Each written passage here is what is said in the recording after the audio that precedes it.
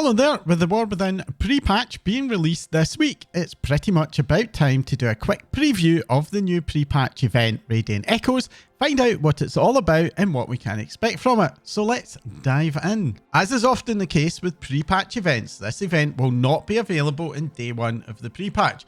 Instead, it will be launching 1 week later on July the 30th if you play in the North American servers and the 31st for the European ones.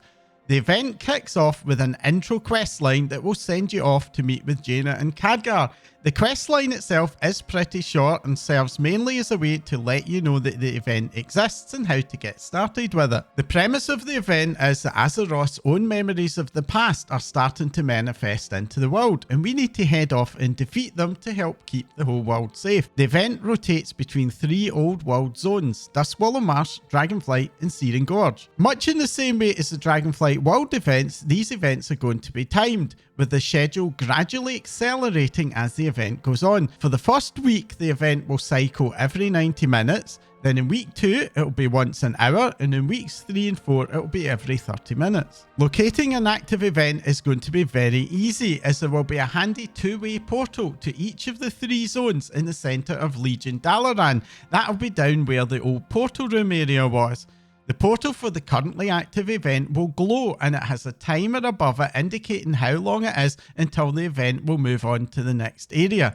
Now, in my experience, the main part of the event, and I'll go into that in a bit more detail in a minute, will likely be over very quickly. So in most cases, you'll want to wait for the event to cycle to the next area before going through a portal. So what about the event itself? The event has 4 phases and is designed to have zone-wide progress, meaning that both your own efforts and those of other players in the area will contribute to progress. Phase 1 involves defeating a congealed memory. This is basically a giant yellow blob which, as you attack it, will kind of break up into smaller enemies. On defeating this, we'll be moving on to Phase 2. Phase 2 consists of a bunch of 6 mini-group events that are distributed randomly across the in-game map. Their locations will be marked in the main map with a distinctive circular symbol. The events themselves kinda remind me of the Time Rift group events. When I tested it, I got objectives to defeat a certain number of enemies, I filled the bar quest to collect crystals and deposit them in various pylons, and a simple fill the bar mob grind. As progress for all the events is zone wild, you will likely not have to do all 6 of the event. Even in the PTR, with limited numbers of people in the area, I only got to contribute to a subset of them. I suspect that in live, especially in week 1 where it will be a lot busier, you'll probably only have time to do 1 of them. The number of events still active is displayed at the top of your screen using the same symbol as on the maps. One cool thing about the event is that all the event objectives use a distinctive blue and yellow colour scheme, so it's really easy to know what your targets are. The normal NPCs in the zone don't get replaced, so this is very useful to know what to attack and what not to bother with. On completing Phase 2, we move on to Phase 3, which is a pretty simple end boss phase. Each zone's end boss is themed after the zone, so we get Onyxia and Duskwallow, Ragnaros and Searing Gorge, and the Lich King and Dragonblight.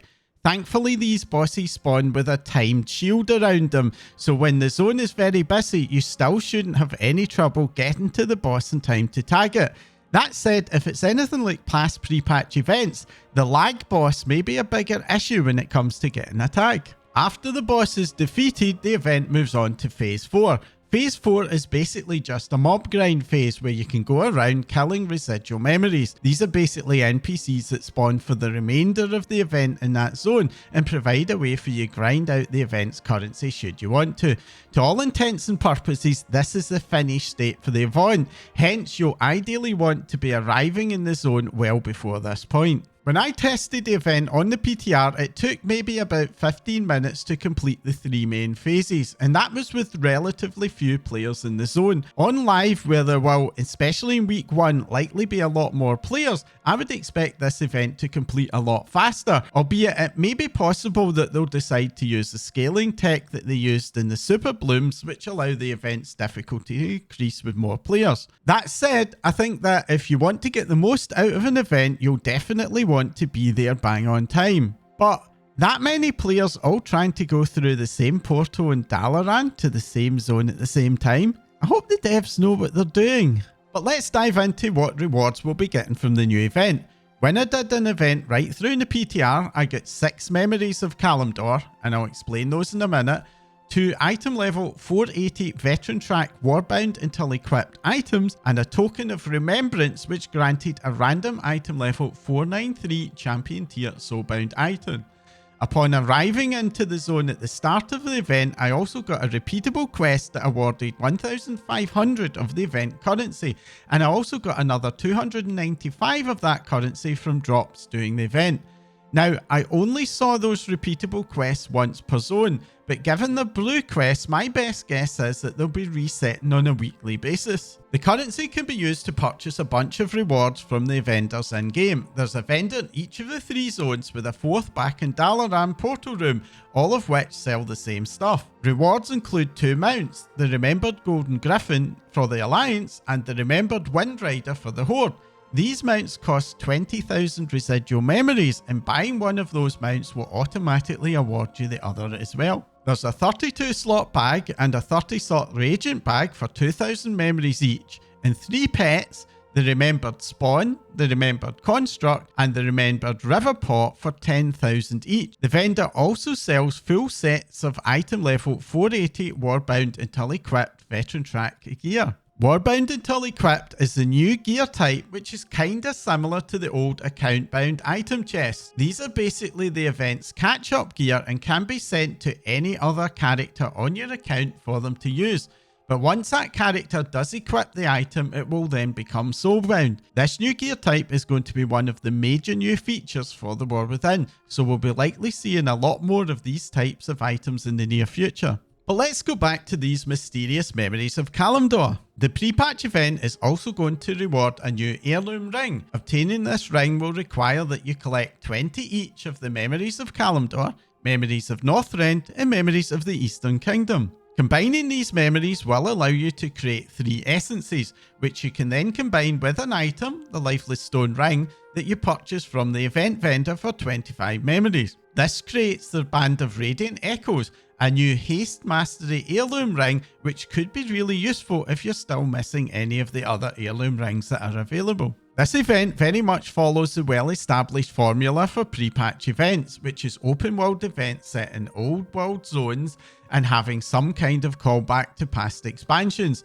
But I do think that this event feels a bit more interesting than some of the events from recent expansions. For me, while the Battle for Azeroth War of Thorns event had a controversial storyline, from a gameplay perspective, its series of story-heavy questlines and scenarios led to it being the high watermark for pre-patch events, and neither the Shadowlands nor the Dragonflight events ever came close to matching up with this. This event really doesn't stack up to that height either, but it does offer more gameplay variety than a simple rare farm or mob grind.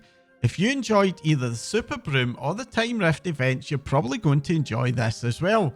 It doesn't have the depth of Time Rifts, but it's only also due to last for 4 weeks, so it doesn't really need to. And getting the first opportunity to engage with one of the major Warband features, Warband until equipped alt gear, is a nice bonus. One thing I am wondering about that we haven't seen in the PTR is if Blizzard also plan to follow the approach they took in Dragonflight and allow us to play out the new expansion intro towards the end of the pre-patch. While the Dragonflight intro was a bit of a blink and you'll miss it deal, being set up so that in expansion day we could go straight to the Dragon Isles and get going was really nice. Blizzard have put some effort into hiding the intro this time, which strongly suggests it's going to be a much bigger deal. Something a lot closer to Battle for Azeroth's Battle for Lordaeron in scale. So let's keep our fingers crossed that we do see it towards the end of the pre-patch. But what about all of you? Are you excited for the new event? Or do you find pre-patch events a bit of a snooze fest? Let me know in the comments down below. Just because we're in the pre-patch doesn't mean that I'm going to be slowing down in my content. In the coming weeks, I'll be releasing a bunch of guides to help you get ready for the main expansion launch. So make sure to hit that subscribe button and the bell icon to get notified when they go live. Subscribing is by far the best way to support a relatively new channel like mine. If you found this video useful and entertaining, you can let me know by hitting the like icon. Comments, likes, and all that stuff encourages the YouTube algorithm to make the video a lot more visible to other users, and that massively helps channels like mine to grow. So a huge huge thanks to everybody who has been interacting with my videos so far. That's all for now. Thanks for watching.